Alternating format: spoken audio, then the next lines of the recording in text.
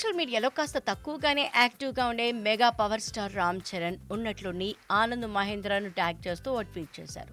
తనను సుజిత్ పెళ్లికి ఎందుకు పిలవలేదంటూ ఆయన్ను ప్రశ్నించారు. అందుకు ఆనంద్ కూడా కాస్త బిజీగా ఉండి పిలవలేకపోయా అంటూ చెర్రీకి ఆన్సర్ ఇచ్చారు. అయితే వీరి ట్వీట్లు చూసిన నెటిజన్స్ ఇప్పుడు షాక్ అవుతున్నారు. ఎవరి సుజిత్? అతడి పెళ్లికి చెర్రీ ఎందుకు వెళ్లాలని అనుకున్నారు? పెళ్లికి పిలవలేదని ఆనంద్ మహేంద్ర అనే చెర్రీ ఎందుకు ట్యాగ్ చేశాడు? తెలియాలంటే ఈ వీడియో చూసేయండి.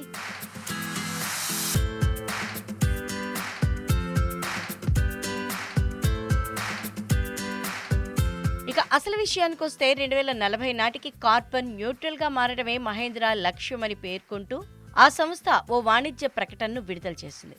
కొన్నేళ్ల క్రితం తెలంగాణ రాష్ట్రంలోని జహీరాబాద్ ప్రాంతంలో మహేంద్ర ఫ్యాక్టరీ నిర్మించడమే కాకుండా అక్కడ లక్షలాది మంది చెట్లు నాటారని, రెయిన్ వాటర్ హార్వెస్టింగ్ పీట్స్ నిర్మాణంలో అక్కడ దాదాపు 400 అడుగుల అండర్ గ్రౌండ్ వాటర్ లెవెల్ పెరిగిందని, దీంతో ఆ ప్రాంతంలో నీటి ఎద్దడి తీరిందని ఆ యాడ్లో తెలిపింది. ఇన్నాళ్లు నీటి ఎద్దడి కారణంగా ఆ గ్రామంలోని అబ్బాయిలకు ఎవరూ పిల్లను ఇవ్వలేదని, ఇప్పుడు ఆ ప్రాంతంలో నీటి సమస్య పరిష్కారం అవడంతో అక్కడ చాలా కాలంగా బ్రహ్మచారిగా ఉన్న సుజిత్కు పెళ్లి ఫిక్స్ అయిందని కూడా ఆ వీడియోలోనే చూపించింది. ఇక ఈ యాడ్ వీడియోని ట్యాగ్ చేసిన చెర్రీ అందులో చూపించిన సుజిత్ పెళ్లికి నన్నెందుకు పిలవలేదు అంటూ ఆనంద్ మహేంద్రకు ట్వీట్ చేశారు. అంతేకాదు, జహీరాబాద్కు దగ్గరలోనే తాను ఉంటానని, పిలిస్తే తన స్నేహితులను సరదాగా కలిసేవాణ్ణని తన ట్వీట్లో రాసుకొచ్చారు చెర్రీ.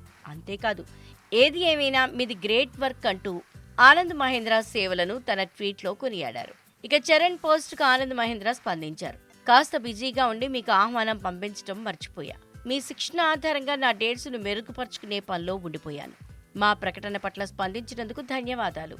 ఇదెంతో సానుకూల ప్రభావం చూపుతుందని అనుకుంటున్నాను. మరోసారి మిస్ కావాలనుకోవటం లేదు. అందుకు ఇప్పుడే చెప్తున్నాను, హ్యాపీ బర్త్డే ఇన్ అడ్వాన్స్ అంటూ రిప్లై ఇచ్చారు.